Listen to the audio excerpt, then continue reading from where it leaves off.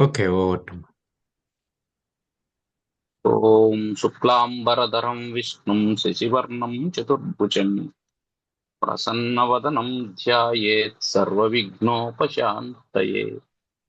అగజానన పద్మార్కం గజానన మహర్నిశం అనేకదంతం భక్తానాం ఏకదంతం పాస్మహే. వినిపిస్తుంది కదా? వినిపిస్తుంది, వినిపిస్తుంది. ఆ, 13, 12. 14, 14.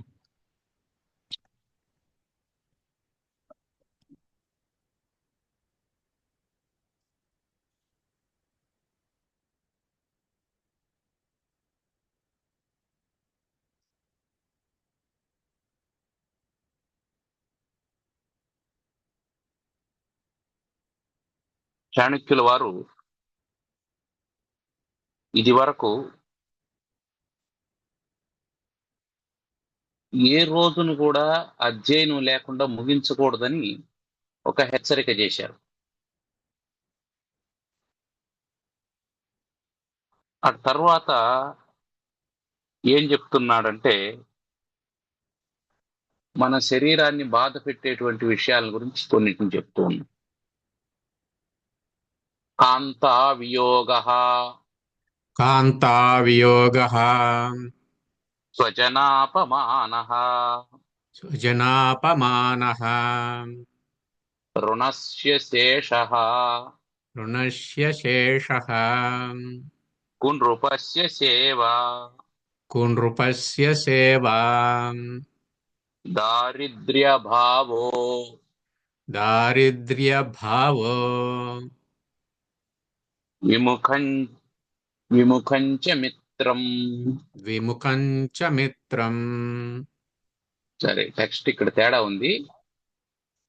దారిద్ర్యభావాత్ విముఖం చ మిత్రం, దారిద్ర్యభావాత్ విముఖం చ మిత్రం. వినాగ్నినా పంచదహంతి కాయం. వినాగ్నినా పంచదహంతి కాయం.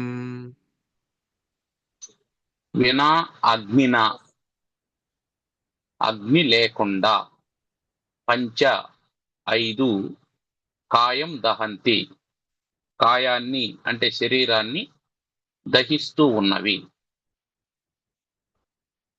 అంటే శరీరాన్ని దహించాలి అంటే అగ్ని కావాలి. దహనశీలమైనటువంటిది అగ్ని. అగ్ని లేకుండానే శరీరం దహించబడుతుందట. ఎలా అంటే, నెంబర్ 1, కాంతా వియోగ. కాంత అంటే ధర్మపత్ని, భార్య. భార్య యొక్క వియోగం వల్ల, అంటే ఆమె వదిలిపెట్టి వెళ్ళిపోవడం.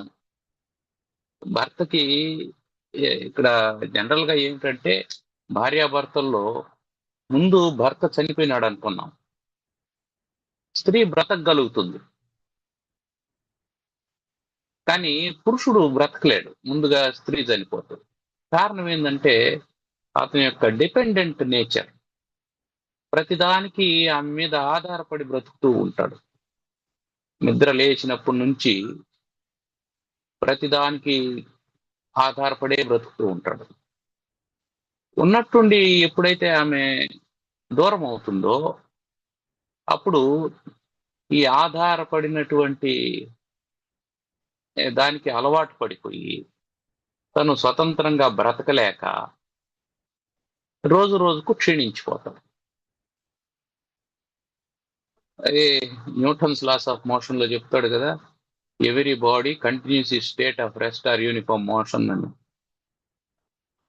అంటే కంటిన్యూ అవుతా ఉంటుంది. డిపెండెన్సీ కూడా అట్లాంటిది. డిపెండెన్సీ అనేది కూడా ఒక వ్యసనం లాంటిది, ఒకరి మీద ఆధారపడడం అనేది.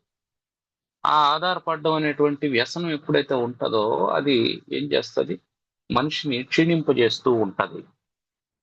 తర్వాత రెండోది ఏం చెప్తున్నా అంటే, స్వజనాపమానం. స్వజనులు అంటే తన వాళ్ళు అని అర్థం. తన వాళ్ళు అంటే బంధువులు, చుట్టాలు అని అనుకున్నాం. వాళ్ళు అవమానించడం. ఎవడు అవమానిస్తే అది వేరే విషయం. ఎందుకు? నీ గురించి తెలియనటువంటి వాడు నిన్నేమన్నా అనొచ్చు. కారణం ఏంటంటే అతనికి తెలియదు కాబట్టి. నీ గురించి తెలిసిన వాడే నిన్ను అవమానించాడనుకో, అది భరించలేనటువంటి విషయం. తర్వాత రుణస్య శేషం అన్నాడు. రుణస్య శేషం. రుణం అంటే అప్పు. అప్పు ఉండిపోవడం. శేషం అంటే మిగలడం అని అర్థం. కొంత కట్టాం, కొంత ఉంది. అదేమవుతుంది? మళ్ళీ మళ్ళీ మళ్ళీ మళ్ళీ అది పెరిగి పెద్దదవుతూ ఉంటుంది. అది ఒక ముల్లులాగా గుచ్చుకుంటూనే ఉంటుంది. దీనికి పాఠాంతరం కూడా ఉంది. టెక్స్ట్ లో ఏమి ఇచ్చాడంటే రణస్య శేషం అని కూడా ఇచ్చాడు. రణస్య శేషం అన్నప్పుడు ఏమవుతుందంటే శత్రు శేషం అని. యుద్ధం జరిగినప్పుడు ఎవరినో ఒకరిని వదిలేసినాం అనుకో, వాడేం చేస్తాడు? మెల్లగా బలం పుంజుకొని మళ్ళీ దాడి చేసేటువంటి ప్రయత్నం చేస్తాడు. ఇక్కడ రుణశేషం అంటే అర్థం ఏంటంటే రుణం, అప్పు అనేది ఎగగొట్టేటువంటి వాడికి ఏమి ఇబ్బంది లేదు, ఇవ్వాలనుకునేటువంటి వాడికి ఇబ్బంది. అప్పు తీసుకున్నాం, ఇస్తే ఇస్తాం, లేదంటే లేదు, ఏమి ఇవ్వాలని ఏం రూలా అని అనుకునేవాడు ఒకడు ఉన్నాడు అనుకోండి, వాడికి అదేం చేయదు.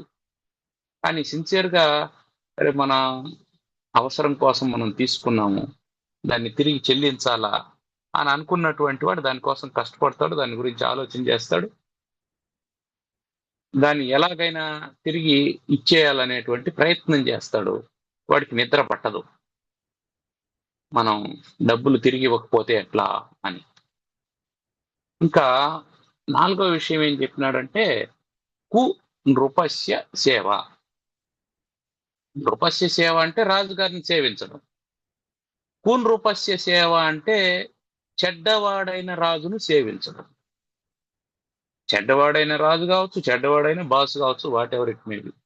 అంటే మన పైన ఉన్నటువంటి వాడు, మనం ఒకటి దగ్గర పని చేస్తున్నాం, ఆ పైన ఉన్నటువంటి వాడు చెడ్డవాడైనాడంటే ఆ ప్రభావం అందరి మీద పడుతుంది. వాడు మన చేత చెడ్డ పనులు చేయిస్తాడు, మనకి ఇష్టం లేకపోయినా చెడ్డ పనులు చేయిస్తాడు. నువ్వు ఈ పని చేయాలి అంటాడు, నో చెప్పడానికి వీల్లేదు. సార్ అది చెడ్డ సార్ అంటే నాకు తెలుసులేవో చెయ్యి నువ్వు అంటాడు. అది ఇబ్బంది పెడుతుంది సార్ అంటే నేనున్నాను కదా చెయ్యి అంటాడు. అట్లా మనం చాలా మందిని చూస్తాం. ఒక నాయకుడు ఉంటాడు, రాజకీయ నాయకుడు. రాజకీయ నాయకుడికి ఒక ఇంట్రెస్ట్ ఉంటుంది, ఈ పని చేద్దాం అనేసి. కానీ అది చేస్తే అగైన్స్ట్ ద లా అనే చట్ట వ్యతిరేకం అనేది ఆఫీసర్కి తెలిసి ఉంటుంది. ఆఫీసర్ చెప్తాడు ఇది అగైన్స్ట్ ద లా సార్ అంటాడు. నాకు తెలుసులేవా నువ్వు కానీ సంతకం పెట్టు అని అంటాడు. ముఖ్యమంత్రి గారే చెప్పారు లేదా ప్రధానమంత్రి గారే చెప్పారు కదా అనేసి ఆ ఆఫీసర్ సంతకం పెడతాడు.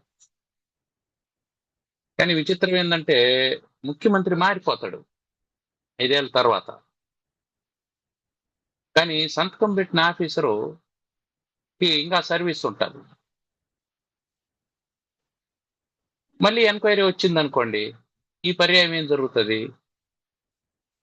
ముఖ్యమంత్రి తప్పించుకుంటాడు. ఎందుకు? అతని ఇన్స్ట్రక్షన్స్ ఏవి పేపర్ మీద ఉండవు, ఓరల్ ఇన్స్ట్రక్షన్స్ అతని. కాబట్టి ఆఫీసర్ నిరూపించలేడు నాకు మినిస్టర్ ఆఫీస్ నుంచి వచ్చింది, సీఎం ఆఫీస్ నుంచి వచ్చింది ఇన్స్ట్రక్షన్స్ అని ఆఫీసర్ నిరూపించలేడు. జస్ట్ ఇతను ఏం చేస్తా, అప్పుడేమవుతాడు, ఇతనే బాధ్యుడైపోతాడు. బాధ్యుడైపోయి ఇబ్బంది పడతాడు. ఒక్కోసారి ఇంప్రిజన్మెంట్ కూడా జరగచ్చు. దీనికి అంతటి కారణం ఏంటంటే కు నృపస్య సేవ, చెడ్డ రాజుకు సేవ చేయడం. అది ఎట్లా ఉంటుంది అని అంటే, ఒక రాజు ఓ సేవకుడు వెళ్తూ ఉన్నారు. సేవకుడు ముందెళ్తూ ఉంటే రాజు చూశాడు, విపరీతమైన కోపం వచ్చింది. ఏమిరా నువ్వు రాజులాగా ముందెళ్తూ ఉంటే నేను నీ వెనకంటే రావాలా అని చెప్పి అన్నాడు. అయ్యో మన్నించండి ప్రభు అనేసి సేవకుడు ఏం చేశాడంటే రాజుగారి వెనక్కి వచ్చేసాడు. ఎప్పుడైతే రాజుగారు వెనక్కి వచ్చాడో, ఇప్పుడు రోడ్డు మీద ఉండే వాళ్ళంతా రాజుగారు వస్తున్నారని నమస్కారం పెట్టడానికి వచ్చేవాళ్ళు, సాష్టాంగ నమస్కారాలు చేసేవాళ్ళు, కాళ్ళకు అడ్డం పడేవాళ్ళు ఉన్నారు. రాజుకు చిరాకేస్తా ఉంది. అంతకుముందు సేవకుడు ముందర ఉన్నప్పుడు ఏం చేసేవాడు? పక్కకు తప్పుకోండి అని దారి ఏర్పాటు చేసేవాడు. ఎప్పుడైతే వీళ్ళందరూ వచ్చి అడ్డం పడుతున్నారో రాజు చిరాకేసి వెనక్కి తిరిగి చూశాడు. ఏమిరా, నువ్వు రాజులాగా వెనక్కి వస్తూ ఉంటే నేను ముందు వీళ్ళందరినీ పక్కకు పోమని చెప్పి వెళ్ళాలా అని అన్నాడు. ఇంకేం చేయాలో వాడికి అర్థం కాకుండా ముందుకు పోతే మళ్ళీ తిడతాడని రాజుకు పక్కన వచ్చి నిలుచుకున్నాడు. పక్కన వచ్చి నిలుచుకుని ముందరుండే వాళ్ళంతా వెళ్ళండి, పక్కకు వెళ్ళండి అని చెప్పి అంటూ ఉన్నాడు. రాజుకు విపరీతమైన కోపం వచ్చింది. ఏమిరా, నా పక్కన నిలుచుకున్నావు, నువ్వు నేను సమానమా అన్నాడు. నువ్వు నేను సమానమా అన్నాడు. ఇప్పుడు ఏం చేయాల సేవకుడు? కాబట్టి కున్ రూపస్య సేవ అనేది ఇట్లాగే ఉంటది. అందుకని అది నిరంతరం మనిషిని దహించేస్తూ ఉంటుంది. అంటే మన ఆత్మ ప్రత్యయానికి భిన్నంగా, మన ఆలోచనకి భిన్నంగా, మన అభిరుచికి భిన్నంగా పనిచేస్తూ ఉంటాము. తర్వాతదేమిటి? దారిద్ర్య భావాత్ విముఖంచ మిత్రం.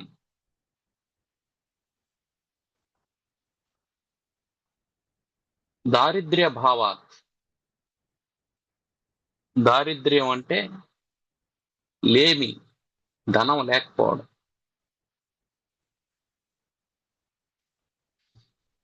విముఖంచ మిత్రం, ఆ దారిద్ర్యం వల్ల మిత్రులు విముఖులైపోవడం, స్నేహితులు దూరం అయిపోవడం. కేవలం డబ్బు లేదనే కారణం చేత స్నేహితులు దూరం అయిపోవడం అనేది మనిషిని దహించేటువంటి విషయం. అసలు స్నేహితుడు అంటేనే ఏ బంధుత్వం లేకుండా కలిసేటువంటి వాడు, ఏ ఎక్స్పెక్టేషన్స్ లేకుండా కలిసేటువంటి వాడు. బంధువులకైనా ఎక్స్పెక్టేషన్స్ ఉంటాయా? వాళ్ళ ఇంటికి పోతే భోజనం పెడతాడంటేనే బంధువు వస్తాడు,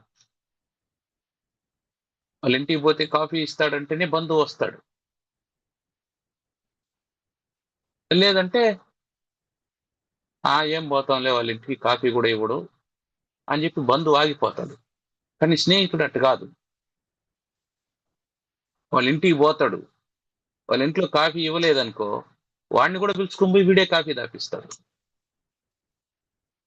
లేదేమో అడుగుతాడు, ఏం రా, ఏం పరిస్థితి అని అంటాడు. వాడు చెప్తే సంతోషం, చెప్పలేదనుకో ఏం లేదు లేరా అని అన్నాడు అనుకో మొహమాటం కొద్దీ, సరేరా ఇదిగో ఈ డబ్బు జోబులో పెట్టుకో. ఎందుకురా నాకు? పర్వాలేదు ఉంచుకోవాయి, ఏం కాదు కానీ అంటాడు. అది స్నేహితుడు అర్థం చేసుకునేటువంటి విధానం. ఇది పెట్టుకోమని చూద్దాం అంటాడు. ఇప్పుడు చెప్పలేని పరిస్థితిలో కనుక ఉంటే చెప్పినాడనుకో సహాయం చేయడం అది వేరే విషయం. అట్లా ఉండాల్సినటువంటి స్నేహితుడు, అరే వాని దగ్గర డబ్బు లేదు, వాని దగ్గరికి పోతే అప్పడవుతాడు, లేదు ఇంకేమైనా కావాలంటాడు, ఇంకేదో రికమెండేషన్ చేయమంటాడు అనేటువంటి ఆలోచనతో ఇదే దారిలో పోతూ ఉండి నిన్ను పలకరించకుండా వెళ్ళిపోయినాడు, లేదా నువ్వు పలకరిస్తే మళ్ళీ మాట్లాడతానులే అని చెప్పి వెళ్ళిపోయినాడు అని అనుకున్నాం. అప్పుడేమవుతుంది? మనసులో బాధ వేస్తుంది. ఈ 5 భార్యా వియోగం, బంధువులు చేసేటువంటి అవమానం, అప్పు, దుర్మార్గుడైనటువంటి రాజుని సేవించడం, దారిద్ర్యం వల్ల మిత్రులు దూరం అయిపోవడం. ఈ 5 వినా అగ్నినా, అగ్ని లేకుండానే కాయం దహంతి, శరీరాన్ని కాల్చేస్తాయి. మానసికంగా కృంగిపోయేటట్టు చేస్తాయి. మానసికంగా కృంగిపోయినటువంటి వాడికి తిన్న తిండి వంట పట్టదు, అందువల్ల శరీరం కూడా కృషించిపోతుంది.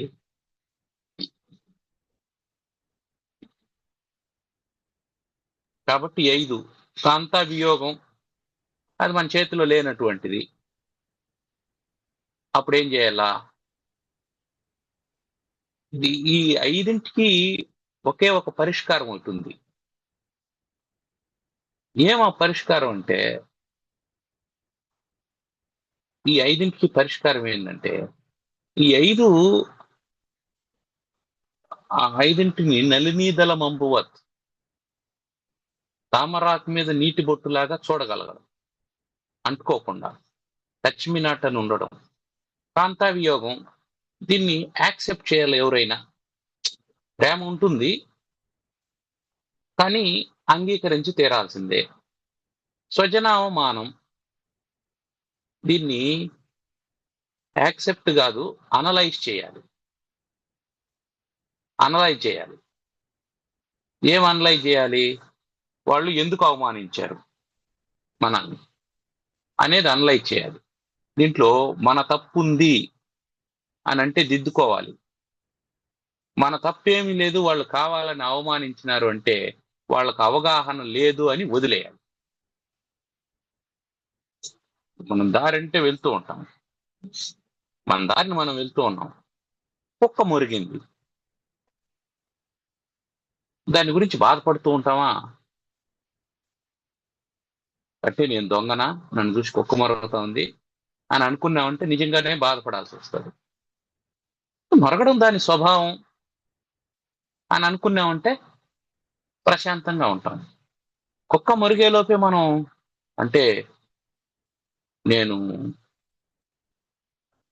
దొంగనా, ఏం దొంగలించినాను, నేను ఎవరింట్లో దొంగలించినాను, ఎంత దొంగలించినాను, ఈ కుక్క నన్ను చూసి మొరుగుతా ఉంది, కుక్క మురిగిన దానికి ఇన్ని ఊహించుకున్నాము అని అంటే నిజంగానే మానసిక దౌర్బల్యం పాలైపోతాం. కాబట్టి ఒకటో దాన్ని యాక్సెప్ట్ చేయాలి, రెండో దాన్ని అనాలిసిస్ చేయాలి, మూడోది రుణస్య శేషం. అప్పున్నప్పుడు ఏం చేయాలా?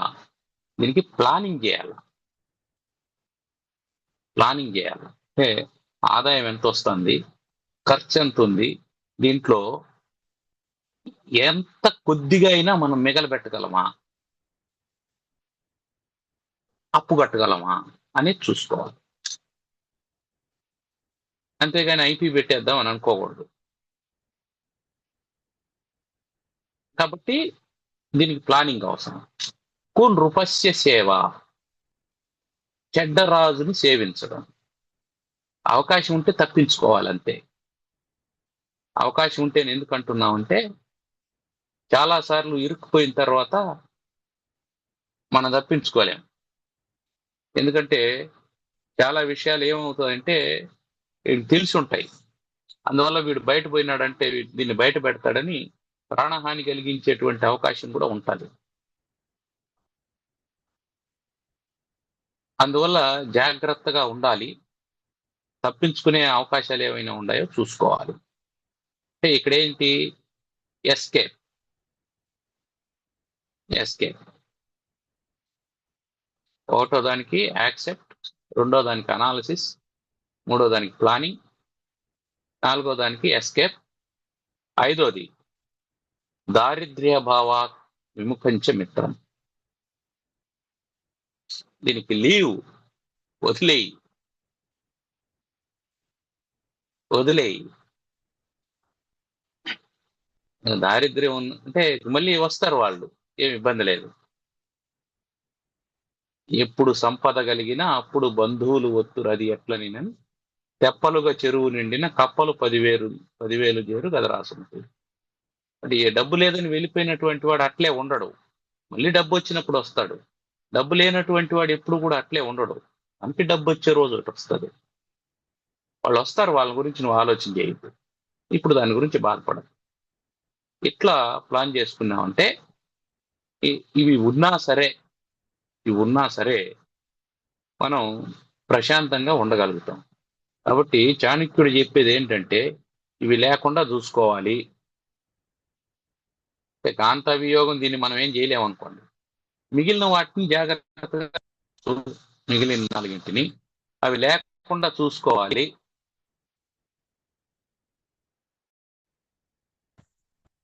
అవి లేకుండా చూసుకోవాలి.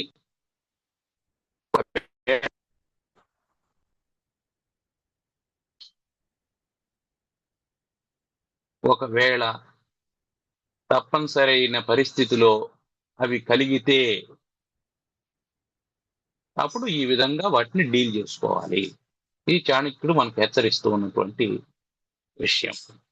ఇక తర్వాత శ్లోకం. నదీ తీరే చ ఏ వృక్షాః నదీతీరే చ ఏ వృక్షాః పరగేహేషు కామినీ పరగేహేషు కామినీ మంత్రహీనాశ్చ రాజానః మంత్రహీనాశ్చ రాజానః శీఘ్రం నశ్యంత్య సంశయం శీఘ్రం నశ్యంతి యసంశయం శీఘ్రం నశ్యంతి శీఘ్రం నశ్యంతి అసంశయం. అసంశయం. నదీ తీరే చ ఏ వృక్షాః ఏ వృక్షాః ఏ చెట్లయితే నదీ తీరే నదీ తీరంలో ఉంటాయో ఏ కామిని ఏ స్త్రీ అయితే పరగేహేషు ఇతరుల ఇంట్లో ఉంటుందో ఏ రాజానః ఏ రాజులైతే మంత్రహీనాశ్చ మంత్రాంగం లేకుండా ఆలోచన లేకుండా ఉంటారో వాళ్ళు శీఘ్రం నశ్యంతి త్వరలోనే నాశనం అయిపోతారు. ఈ విషయంలో సంశయం ఏమీ లేదు అన్నారు. నదీ తీరేచ ఏ వృక్షాః నది ఒడ్డున ఉండేటువంటి వృక్షాలు. ఏదో ఒక రోజున నది పొంగుతుంది. పొంగినప్పుడు ఏమవుతుంది? గట్టుతో పాటు కొట్టుకుపోతుంది. కాబట్టి నదీ తీరంలో ఉండేటువంటి చెట్టు చాలా కాలం ఉంటుందని మనం భావించలేము. మొట్టమొదటి. రెండోది పరగేహేషు కామిని స్త్రీ ఇతరుల ఇంట్లో ఉంది. ఇతరుల ఇంట్లో ఉండేటువంటి స్త్రీ ఇక్కడ నశించిపోతుంది అంటే అర్థం ఏంటంటే దారి తప్పుతుంది అని అర్థం. ఆకర్షితురాలు అవుతుంది అటువైపు. తర్వాత మంత్రహీనాశ్చ రాజాన రాజులైనటువంటి వాళ్ళు మంత్రహీనులుగా ఉండకూడదు. మంత్రాంగం అంటే ఏమిటి? ఆలోచన. తన ఆలోచన మాత్రమే కాకుండా చాలా మంది యొక్క ఆలోచనలు తీసుకొని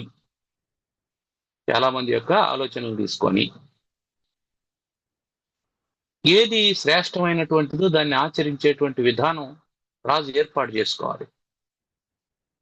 అంతేగాని ఎందుకు ఆ విధంగా చేయాలి అంటే రాజు యొక్క నిర్ణయం అనేది మొత్తం రాజ్యం మీద ఇంపాక్ట్ చూపిస్తుంది. అంటే మనం దీన్ని కార్పొరేట్ అన్వయించినాం అనుకోండి. ఒక కంపెనీకి అన్వయిస్తే ఏమవుతుంది? ఆ కంపెనీలో టాప్ మోస్ట్ డెసిషన్ మేకర్ ఎవరైతే ఉంటారో అతను ఏం డెసిషన్ తీసుకుంటాడనే దాని మీద ఆ కంపెనీ మనుగడ ఆధారపడి ఉంటుంది. ఆ ఇన్స్టిట్యూట్ మనుగడ ఆధారపడి ఉంటుంది. ఒక్కోసారి కొన్ని నిర్ణయాలు పూర్తిగా నాశనం చేస్తాయి. కొన్ని నిర్ణయాలు దాని రూపురేఖల్ని మార్చేస్తాయి. అది ఇక్కడ చెప్పదలుచుకున్నటువంటిది. అందువల్ల రాజులైనటువంటి వాళ్ళు మంత్రహీనులుగా ఉండకూడదు. మంత్రం అంటే ఆలోచన అని అర్థం. మంత్రం అంటే ఆలోచన అని అర్థం. ఎవరు ఆలోచన చేయాలా? రాజు స్వయంగా ఆలోచన చేయాలా. అయితే రాజు స్వయంగా ఆలోచన చేసినప్పుడు సాధారణంగా ఏం జరుగుతుంది? అంటే రాజు యొక్క కోణంలో నుంచే ఆలోచన జరుగుతుంది. యజమాని ఆలోచన చేశాడు అంటే ఆ యజమాని తనకు లాభం ఎలా కలుగుతుంది అనే కోణంలోనే ఆలోచన చేస్తాడు. తన దగ్గర పనిచేసేటువంటి వాళ్ళు క్షేమంగా ఉండాలి అనే ఆలోచన అతను చేయడు. ఎప్పుడైతే తన దగ్గర పనిచేసేటువంటి కార్మికుడు సంక్షేమంతో ఉండాలి అనే ఆలోచన చేయడో అప్పుడేమవుతుంది అంటే కార్మికుడు నీరసపడిపోతాడు, బలహీనుడు అవుతాడు. బలహీనమైన వాని దగ్గర నుంచి నువ్వు బలమైనటువంటి ఉత్పత్తిని ఆశించలేవు. కాబట్టి ఏం చేయాలా? అతను బలహీనుడు కాకుండా చూసుకోవాలా. ఇది కూడా రాజు చేయాల్సినటువంటి. బలహీనుడు కాకుండా చూసుకోవాలి అంటే అప్పుడు ఎవరితో ఆలోచన చేయాలా? వాళ్ళ వైపు నుంచి కూడా ఒక రిప్రజెంటేటివ్ ఉండాలా. అది కూడా ఆలోచన చేయాలా. దాంట్లో సాధ్యాసాధ్యాలు చూసుకోవాలా. ఒక డెసిషన్ తీసుకునేటప్పుడు ఓవర్ నైట్, రాత్రికి రాత్రి ప్రకటించేయకుండా దానివల్ల వచ్చేటువంటి ఇబ్బందులు ఏమిటి అనేవి చూసుకోవాలి. ఇబ్బందులు ఏమిటి అనేది చూసుకుంటే ఆ నిర్ణయం సరైనటువంటి దారిలో నడిపిస్తుంది. చూసుకోకపోతే ఆ నిర్ణయం నడిపించదు. అందువల్ల మంత్రహీనాశ్చ రాజానః వీళ్ళు శీఘ్రం నశ్యంతి, త్వరలోనే నశిస్తారు. దీంట్లో ఏమీ డౌట్ అక్కర్లేదు.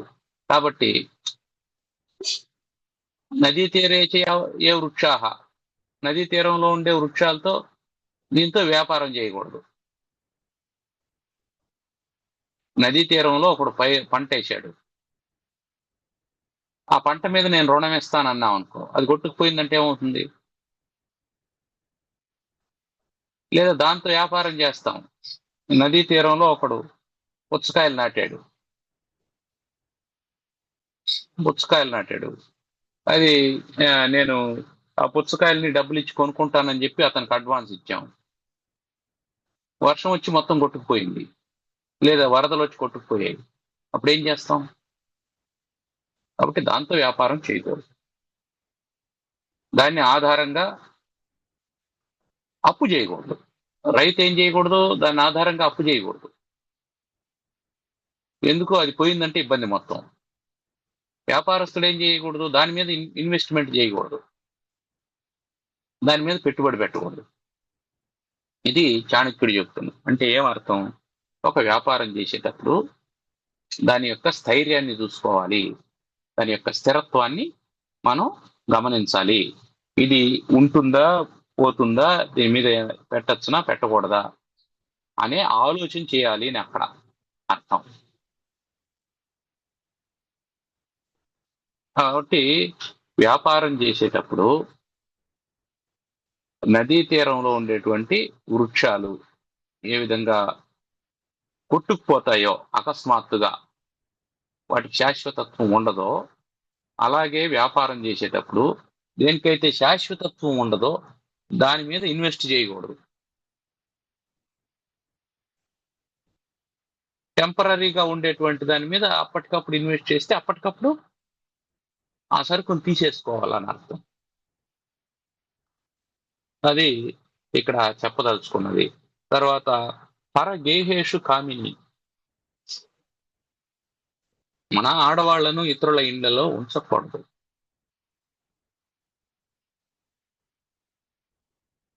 అది ఇక్కడ చెప్పదలుచుకున్నది.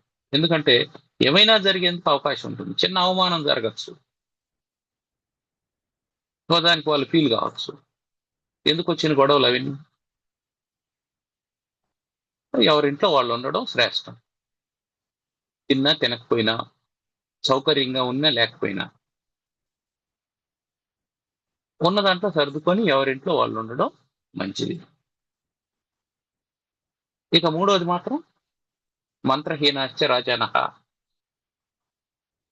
రాజు అది వ్యక్తిగత నిర్ణయం అయినా సరే, ఒక వ్యక్తిగతమైనటువంటి నిర్ణయం అయితే అతనికి మాత్రమే ఇబ్బంది కలుగుతుంది అనుకోవచ్చు. ఇక్కడ అతనికి ఇబ్బంది కలిగేది కూడా ఇబ్బందే, రాజుకి ఇబ్బంది కలిగేది కూడా మళ్ళీ జనాలకు ఇబ్బంది. అందుకని ఏం చేయాలా? ఏ నిర్ణయం అయినా సరే బాగా ఆలోచన చేసి రాజు తీసుకోవాలి.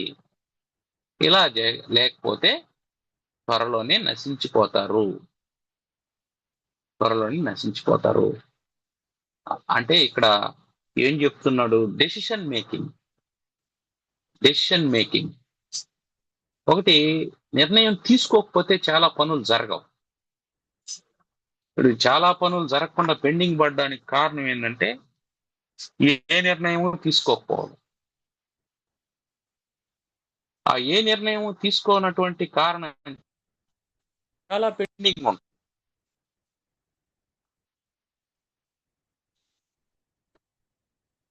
చాలా పెండింగ్ ఉంటాయి. అలా పెండింగ్ లేకుండా ఉండాలి అని అంటే, అలా పెండింగ్ లేకుండా ఉండాలి అని అంటే ఏం చేయాలా? డెసిషన్ అయితే తీసుకోవాలి.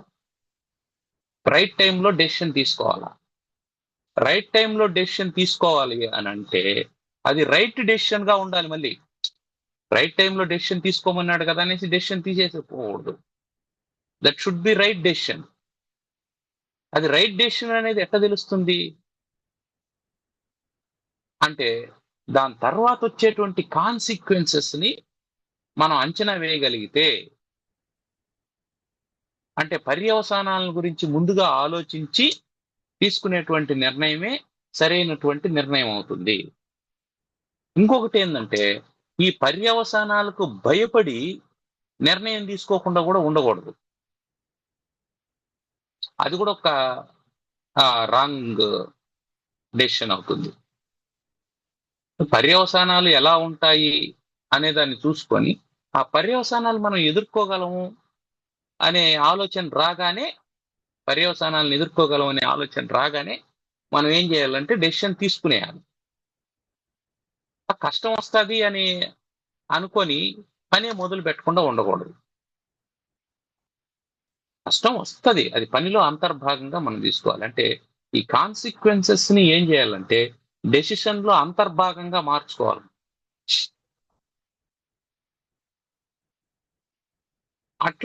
అట్లా మానసికంగా ప్రిపేర్ అయినామంటే డెసిషన్ మేకింగ్ అనేది రైట్ టైంలో రైట్ డెసిషన్ తీసుకోగలుగుతాం. So there should be right time and there should be right decision. ఇవి చేయాలంటే ఏం చేయాలా? మంత్రాంగం ఉండాలా. మంత్రాంగం ఉండాలా. మంత్రాంగం అంటే అవుట్ ఆఫ్ ద బాక్స్ ఆలోచన చేసేటువంటి వాడు ఒకడు ఉండాలి. ఇన్సైడ్ ద బాక్స్ నువ్వు ఆలోచన చేస్తూ ఉంటావు. అవుట్ ఆఫ్ ద బాక్స్ ఆలోచన చేసేటువంటి వాడు ఏం చేస్తాడు? వాడికి నీతో సంబంధం లేదు, దీని ఇంపాక్ట్ మాత్రమే చెప్పగలుగుతూ ఉంటాడు వాడు. దీని ఇంపాక్ట్ ఎట్టుంటుంది సొసైటీలో అని చెప్తూ ఉంటాడు. అట్లాంటి వాడిని కూడా ఒకరికి మనం కన్సిడర్ చేసుకోవాలి. అట్లాంటి వాడిని కూడా ఒకరిని మనం డెసిషన్ మేకింగ్ లెక్క తీసుకోవాలి. అటు తర్వాత ఇలాంటి డెసిషన్స్ ఇంతకు ముందు ఎప్పుడైనా తీసుకున్నారా? ఈ కోర్ట్ ఆఫ్ రికార్డ్స్ అని అంటారు. ఇలాంటి తీర్పులు ఇంతకు ముందు ఎప్పుడైనా వచ్చినాయా అనేటువంటి చెక్ చేస్తుంటారు. ఇలాంటి సిచ్యువేషన్స్ వచ్చినప్పుడు మన పెద్దవాళ్ళు ఎవరైనా ఇట్లాంటి ఫేస్ చేసి ఉంటే అప్పుడు ఏం నిర్ణయం తీసుకున్నారు, ఏం చేశారు, దానివల్ల ఏం వచ్చాయి అనేది ఒకసారి వెనక్కి వెళ్ళి చూడవచ్చు. మొత్తానికి అనాలోచితమైన నిర్ణయాలు హాని కలుగజేస్తాయి. నిర్ణయం తీసుకునే ముందు ఆలోచన చేయాలి. అట్లని దీర్ఘాలోచన కూడా సమంజసం కాదు. ఆలోచన చేస్తూనే ఉంటాడు, వారాలు గడుస్తాయి, నెలలు గడుస్తాయి, సంవత్సరాలు గడుస్తాయి, ఎప్పటికీ కాదు. ఒక వ్యాపారం చేయాలనుకుంటాడు,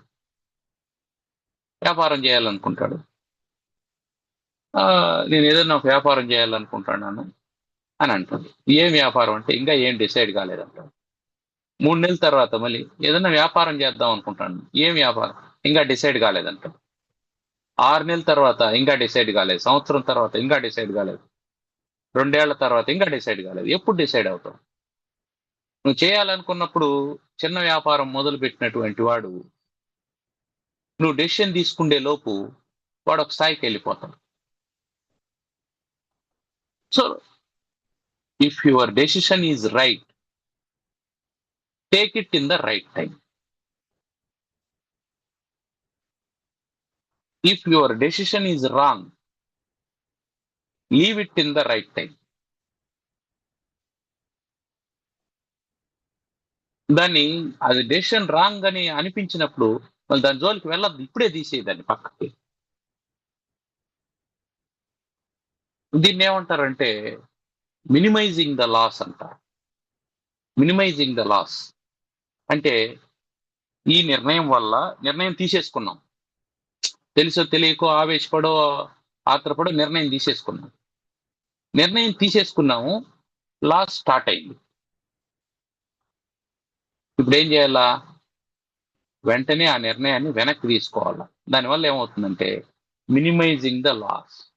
10 లక్షల నష్టం వచ్చేటువంటి చోట 2 లక్షల నష్టంతోనే ఆగిపోతుంది. 5 లక్షల నష్టంతో ఆగిపోయినా ఇంక 5 లక్షల నష్టం మనం కవర్ చేసినట్టు లెక్క. సో డెసిషన్ తీసుకునే ముందే ఆలోచన చేయాలి. అది రైట్ డెసిషన్ అయినప్పుడు వాయిదా వేయకూడదు. రాంగ్ డెసిషన్ అయినప్పుడు దానివల్ల ఇబ్బంది కలుగుతుంది అని అనుకున్నప్పుడు మినిమైజింగ్ ద లాస్ అనేటువంటి ఫార్ములాని అప్లై చేసుకోవాలి. ఎంత లాస్ని మనం తగ్గించుకోగలిగితే అంత సేఫ్, అంత సేఫ్. దుర్యోధనుడు యుద్ధం చేయాలనే నిర్ణయం తీసుకున్నాడు. యుద్ధం చేయాలనే నిర్ణయం తీసుకున్న తర్వాత 10 రోజులు యుద్ధం చేశాడు.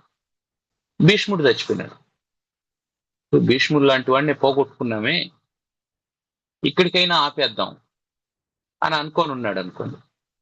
భీష్ముడు ఒక్కడే చనిపోయి ఉంటాడు, మిగిలిన వాళ్ళంతా ఉంటారు, చెరిసగం రాజ్యం ఉంటుంది, వాళ్ళ బ్రతుకు వాళ్ళు బ్రతుకుంటారు, వీళ్ళు బ్రతుకు వీళ్ళు బ్రతుకుంటారు. ఇంకో 5 రోజులు జరిగింది, ద్రోణుడు చనిపోయినాడు. మనకు విద్య నేర్పించినటువంటి గురువే పోయినాడంటే మనం ఎంత? అప్పుడైనా ఆపుండొచ్చు. Stop loss theory. ఆపలేదు, చివరి వరకు కొనసాగించాడు. దానివల్ల ఏమైంది? 18 అక్షోహిణుల మంది యుద్ధరంగం లేకపోతే 11 మంది మిగిలారు. మహాభారత యుద్ధం తర్వాత మిగిలినటువంటి వాళ్ళు 11 మంది కురుక్షేత్రం నుంచి వెనక్కి వచ్చిన వాళ్ళు. ఎంత నష్టం అది! ఎంతమంది స్కిల్డ్ పర్సన్స్ చనిపోయారు, ఎంతమంది గురువులు చనిపోయారు, ఎంతమంది విద్యావంతులు చనిపోయారు, ఎన్ని కుటుంబాలు అనాథలైపోయాయి. డెసిషన్ ఎవరిది? లాస్ ఎవరికి? ఎంత లాసు? కాబట్టి ఒక రాంగ్ డెసిషన్, రాంగ్ మినిస్ట్రీ, అతనితో కూడా ఉన్నటువంటి వాళ్ళు సరైనటువంటి వాళ్ళు కాదు. So selection of friends, selection of ministers also impacts the decisions. ఇప్పుడు అదే దుర్యోధనుడు భీష్మునితో, ద్రోణునితో, విదురునితో, అశ్వత్థామతో వీళ్లతో సంప్రదించి నిర్ణయం తీసుకొని ఉంటే రాజ్యం ఇచ్చేసి ఉంటాడు. కృష్ణుడు వచ్చి అడిగినప్పుడు 5 ఏళ్ళు ఇచ్చేసి ఉంటాడు, లేదా సగం రాజ్యం ఇచ్చేసి ఉంటాడు. యుద్ధం లేదు, అందరూ హాయిగా బ్రతుకుంటారు. కానీ ఎవరితో డెసిషన్ తీసుకున్నాడు, ఎవరితో నిర్ణయం తీసుకున్నాడు?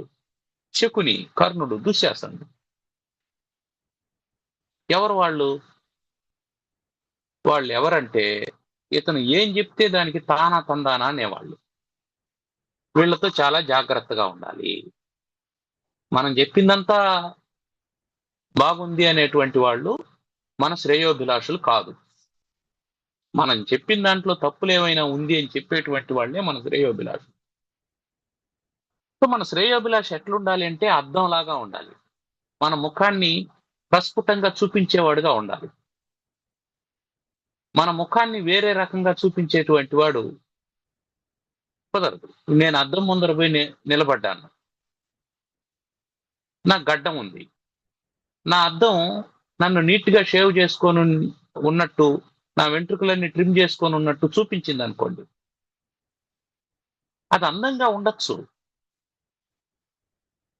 కానీ నేను దాన్ని నమ్మొచ్చునా? అది నన్నుగా చూపిస్తుందా? లేదు. అయితే అర్థాన్ని మనం నమ్మం. కానీ మనల్ని గురించి మాట్లాడేటువంటి వాడు, మురళి నువ్వు మహాత్ముడి, నువ్వెవడో నీకు తెలియదా, వాడు చెప్పాలనా? మురళి నువ్వు చాలా గొప్పవాడివి, అవునో కాదో నీకు తెలియదా, అవతల వాడు చెప్పాలనా? నువ్వేందో నీకు తెలిసినప్పుడు అర్థం చెప్పే అబద్ధాన్ని ఎందుకు వింటావు? కాబట్టి మన చుట్టూ ఉండేటువంటి వాళ్ళు మనతో, మన గురించి, మన దగ్గర నుంచి ఏదో ఆశించి రాంగ్ గైడెన్స్ ఇచ్చేటువంటి వాళ్ళ ఆధారంగా మనం నిర్ణయాలు తీసుకున్నామంటే అవి కూడా తప్పుడు నిర్ణయాలు అవుతాయి. కాబట్టి నిర్ణయం తీసుకునేటప్పుడు మన చుట్టూ ఉండేవాడు మన శ్రేయోభిలాష అయి ఉండాలా. కుదిరితే మనల్ని దబాయించి నువ్వు అది తీసుకున్నావంటే చెంపలు పగలు కొడతాననేవాడుగా ఉండాలి. అప్పుడు మనం సరైనటువంటి దారిలో వెళ్ళగలుగుతాం. కాబట్టి మంత్రహీనాశ్చ రాజానహ, మంత్రాంగం లేనటువంటి రాజులు నశించిపోతారు. ఇక్కడ మంత్రం అంటే ఆలోచన, ఆలోచనలో నుంచే డెసిషన్స్ వస్తాయి, నిర్ణయాలు వస్తాయి. కాబట్టి ఆ డెసిషన్ మేకింగ్ కు కారణమైనటువంటి ఆలోచనలు సక్రమంగా ఉండాలి. లేదంటే నదీ తీరంలో ఉండేటువంటి వృక్షం లాగా కొట్టుకొని వెళ్ళిపోతాం. అది ఇందులో చెప్పదలుచుకున్నది. తర్వాత బలం విద్యాచ విప్రాణాం, బలం విద్యా చ విప్రాణాం, రాజ్ఞాం సైన్యం బలం తథా, రాజ్ఞాం సైన్యం బలం తథా, బలం విత్తం చ వైశ్యానాం, బలం విత్తం చ వైశ్యానాం, శూద్రాణాం పారిచర్యకం.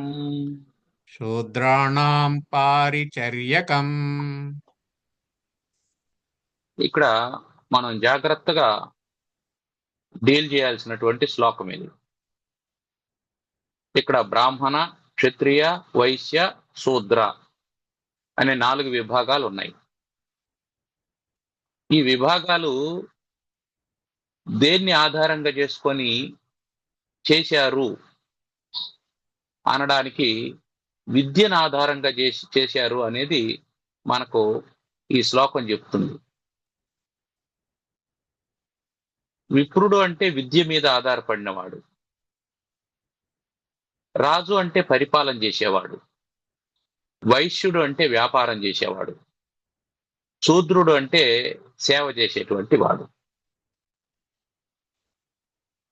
ఇది వర్ణ వ్యవస్థే గాని కుల వ్యవస్థ కాదు. వర్ణ వ్యవస్థే గాని కుల వ్యవస్థ కాదు. వర్ణ వ్యవస్థకి కుల వ్యవస్థకి ఏమి తేడా అంటే, ఒక కులంలో పుట్టినటువంటి వాడు అంటే ఒక పని చేసేటువంటి వాడికి పుట్టినటువంటి వాడు అదే కులానికి చెందిన వాడు అవుతాడు. కారణం ఏంటంటే వాడు అదే విద్య నేర్చుకుంటాడు కాబట్టి అదే కులం అవుతుంది వాడు. కుండలు చేసే కుటుంబంలో పుట్టాడు అనుకో, వాడేమి నేర్చుకుంటాడు? కుండలు చేయడం నేర్చుకుంటాడు. కాబట్టి వాడిది కులాల కులం అయితే వీడిది కులాల కులం అవుతుంది. చెప్పులు కుట్టే కులంలో పుట్టాడు అనుకో, వీడిది చెప్పులు కుట్టే కులం అవుతుంది. ఎప్పుడు? వీడు చెప్పులు కుట్టేది నేర్చుకుంటే వీడు అదే పని చేస్తే. ఇప్పుడు చేయలేదు అనుకున్నాం. ఇప్పుడు చెప్పులు కుట్టే కులంలో పుట్టినటువంటి వాడు సైన్యంలో చేరిపోయినాడు అనుకున్నాం. అప్పుడు వాడిది చెప్పులు కుట్టే కులం కాదు, వాడిది క్షత్రియ కులం అయిపోతుంది. చెప్పులు కుట్టేటువంటి కులంలో ఉండేటువంటి వాడు వ్యాపారం చేయడానికి వెళ్ళిపోయినాడు అని అనుకున్నాం. అప్పుడు వాడు వైశ్యుడు అవుతాడు. చెప్పులు కుట్టేటువంటి వాడు చక్కగా చదువుకున్నాడు అనుకో, వాడు విప్రుడు అవుతాడు. ఇది చాణక్యుడు చెప్పినటువంటిది. ఇప్పుడు నువ్వు విప్రుడైన తర్వాత నీకు బలం ఏమిటి? విద్య. నేను విప్రుణ్ణి అని అనుకొని నువ్వు చదువు నేర్చుకోలేదంటే అప్పుడు నువ్వు విప్రుడివి కాదు. నేను రాజుని ప్రకటించి నీ దగ్గర సైన్యం లేదంటే నువ్వు ఎట్లా రాజు అవుతావు? నీ దగ్గర సైన్యం లేదంటే ఎవడో ఒకడు నీ మీద దాడికి వస్తాడు, నువ్వు గెలవలేవు. గెలవలేనప్పుడు ఏమవుతావు? నువ్వు రాజు కావు. నువ్వు వైశ్యుడు అంటే నీ దగ్గర ఏముండాలా? ధనం ఉండాలా. వ్యాపారం చేయాలంటే ధనం ఉండాలి కదా. ధనం లేకపోతే నువ్వు ఎట్లా వ్యాపారం చేస్తావు? కాదు. ఈ క్వాలిటీస్ ఏమీ లేనప్పుడు, ఏది నీ దగ్గర చదువు లేదు, నీకు బలం లేదు, ధనం లేదు. 3 విద్య, బలం, ధనం. ఈ మూడు లేనప్పుడు కనీసం నువ్వు సర్వీస్ చేసేదన్నా తెలిసి ఉండాలి నీకు. అంటే నీకు పరిచర్య చేసేదైనా తెలిసి ఉండాలి. Last option. అది కూడా తెలియలేదనుకో, ఏ పని చేయడం రాదనుకో, అప్పుడు నువ్వు కూడా బలహీనుడు అయిపోతావు. కాబట్టి ప్రపంచంలో బలహీనుడు ఎవరు అంటే, వాడు ఏ మార్గాన్ని అయితే ఎన్నుకున్నాడో దాంట్లో పూర్తి స్థాయి జ్ఞానాన్ని సముపార్జన చేయనటువంటి వాడు బలహీనుడు. నువ్వు సివిల్ ఇంజనీరింగ్ చదువుతున్నావు, సివిల్ ఇంజనీరింగ్ చదివావు, దాంట్లో పూర్తి స్థాయి జ్ఞానం నీకు లేకపోతే నువ్వు బలహీనుడు. ఎందుకు? ఆయనేమి సక్రమంగా చేయడబ్బా, చేసేవాళ్ళు వేరే ఉండరు అని అంటారు. ఒక బొమ్మలు చేసేవాడు ఉన్నాడు, బొమ్మలు తయారు చేసేవాడు ఉన్నాడు, వాడు అందంగా బొమ్మలు చేయకపోతే వాడు బలహీనుడు అయిపోతాడు. ఎందుకు? అందంగా చేసేవాడి దగ్గర బొమ్మలు కొంటారు. వ్యవసాయం చేసేవాడు ఉన్నాడు, సక్రమంగా పండించకపోతే వాడు బలహీనుడు అయిపోతాడు. ఇక్కడ బలం ఏమిటి? వాడి వృత్తి పట్ల ఉండేటువంటి డెడికేషన్ బలం. కాబట్టి బలం విద్యాచ విప్రాణం. బ్రాహ్మణుడు ఉన్నాడు, అతను ఏం చేయాలా? విద్య నేర్చుకోవాలా, వేదం చదువుకోవాలా. చదవలేదనుకో బలహీనుడైపోతాడు. బలహీనుడైపోయిన వాడు ఏం చేస్తాడు? అక్కడి నుంచి వెనక్కి వస్తాడు. వాడు సైన్యంలో చేరాలి, లేదా వ్యాపారం చేసుకోవాలి, లేదా పరిచర్యాత్మకమైనటువంటి ఉద్యోగాలు చేసుకోవాలి. కాబట్టి those who are in the jobs, వాళ్ళు పుట్టుకతో ఏ కులంలో అయినా పుట్టుండొచ్చు. Whether his parents may be Brahmins or Vaishyas or Kshatriyas. If he is doing job means he is శూద్ర.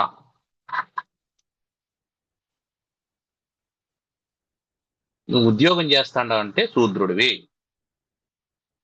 ఎందుకు? అది పరిచర్య కదా, సేవ కదా. కాబట్టి నువ్వు సేవ చేస్తున్నావంటే శూద్రుడు,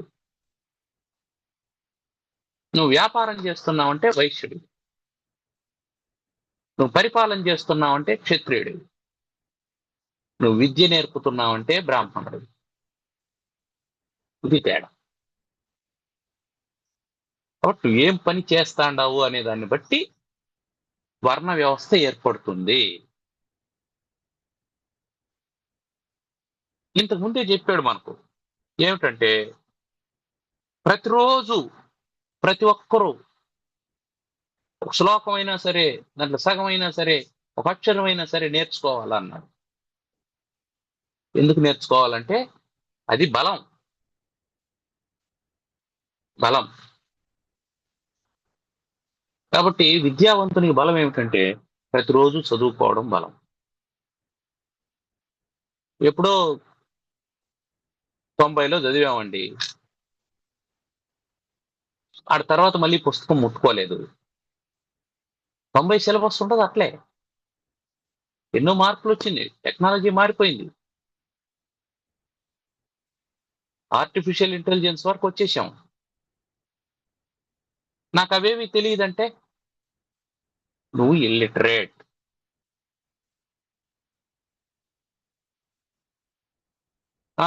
నేను ఆ రోజుల్లో ఎంఏ చదువుకున్నాను, అఫ్ కోర్స్. కానీ నీకు టెక్నాలజీ రాలేదంటే టెక్నికలీ యు ఆర్ ఇల్లిటరేట్. కాబట్టి నీకు బలం ఏమిటంటే నీ విద్య నీకు బలం. నువ్వు ఎవడైనా విద్య నీకు బలం. అంటే నువ్వు ఇప్పుడైనా, రాజైనా, వైశ్యుడైనా, శూద్రుడైనా whatever it may be, నీకు బలం ఏమిటంటే విద్య. నువ్వు పరిపాలన చేస్తున్నావు అనుకో, నీ చుట్టూ ఉండేటువంటి సైన్యం నీకు బలం. ఎంత క్వాలిటీ సైన్యం ఉంది, ఎంత ఎఫిషియన్సీ ఉండేటువంటి సైన్యం ఉంది నీ దగ్గర అనే దాన్ని బట్టి నీకు బలం. సో నీ బలం ఏమిటి? ఎప్పుడు నీ ఎఫిషియన్సీ. అంటే మొదట ఏం చెప్తున్నాడు? నీ ఎడ్యుకేషన్ చెప్తున్నాడు. రెండోది నీ ఎఫిషియన్సీ చెప్తున్నాడు. ఫస్ట్ ఎడ్యుకేషన్, సెకండ్ నీ ఎఫిషియన్సీ, థర్డ్ నీ ఎర్నింగ్స్, నీ ఎకానమీ, నీ డబ్బు, నీ ఎకనామికల్ స్టేటస్ మూడోది. ఈ మూడు లేనప్పుడు, ఎడ్యుకేషన్ లేదు, ఎఫిషియన్సీ లేదు,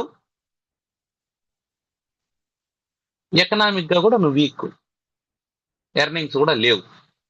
అప్పుడేంటి? పారిచర్యకం.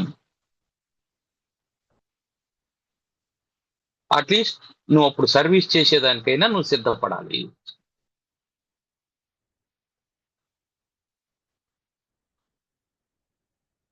లేదు, నేను ఈ పరిచర్యాత్మకమైనటువంటి సేవ వదులుకోవాలనుకుంటున్నానంటే, let us make earnings and then efficiency and then educate. లేదా వెనక నుంచి రా, ముందు ఎడ్యుకేట్ గా. ఆ ఎడ్యుకేషన్ లో నువ్వు ఏ రంగం అయితే ఎంచుకున్నావో దాని నుంచి ఎఫిషియన్సీ వస్తుంది. ఆ ఎఫిషియన్సీ నీకు ఎర్నింగ్స్ గా మారిపోతుంది. If you have efficiency in education, that education will becomes as earnings. Even though you have educated, there is no efficiency to you. That doesn't make your earnings. చదువుకున్నావు కానీ సామర్థ్యం లేదు, degree మాత్రమే ఉంది. ఏం చదువుకున్నావు అంటే, నేను ఎలక్ట్రానిక్స్ చదువుకున్నాను. యానోడ్ అంటే ఏమి, క్యాథోడ్ అంటే ఏమిటంటే నాకు తెలియదు.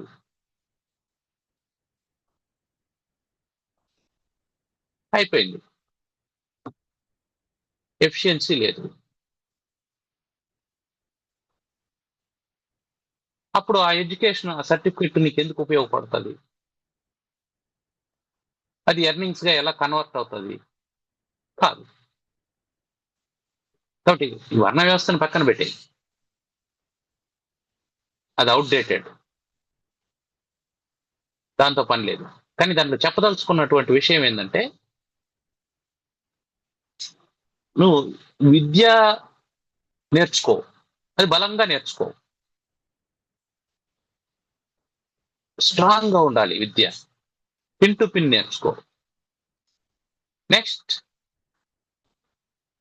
సైన్యం అంటే బలం, ఎఫిషియన్సీ, దాన్ని సంపాదించుకో. ఆటోమేటిక్గా ఏమవుతుంది? అది నీకు విత్తంగా మారుతుంది.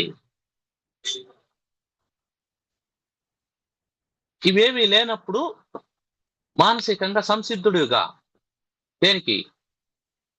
సేవ చేసి బ్రతకడానికి.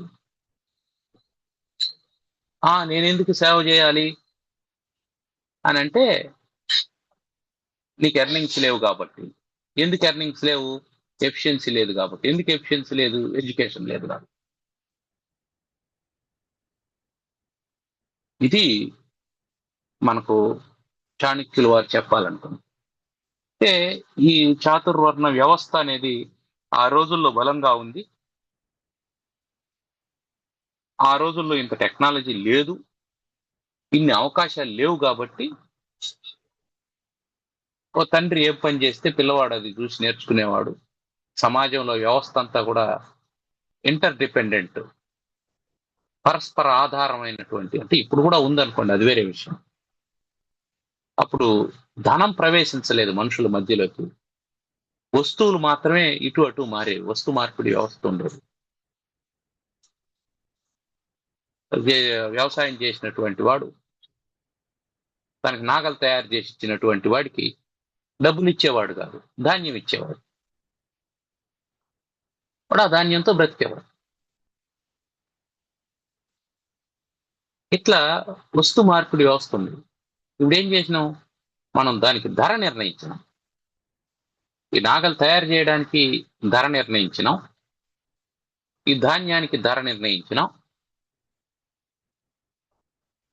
ఆ డిఫరెన్స్ ని క్యాలిక్యులేట్ చేసి హెచ్చు తగ్గుల్ని చేస్తూ నడిపిస్తున్నాం. దీన్ని బిజినెస్ అన్నాం, వ్యాపారం అన్నాం. వాల్యుయేషన్ చేయడం ఒక వస్తువుకి,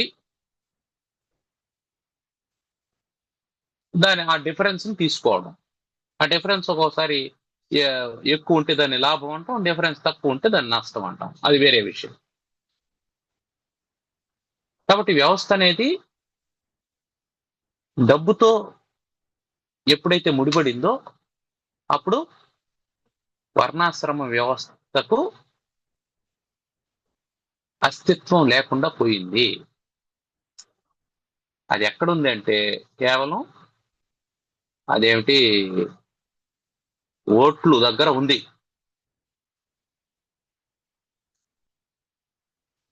అక్కడ మాత్రమే ఉంది, మిగతా అంతా దానికి ప్రాధాన్యత లేదు. ఇందులో ఏమైనా సందేహాలు ఉన్నాయా?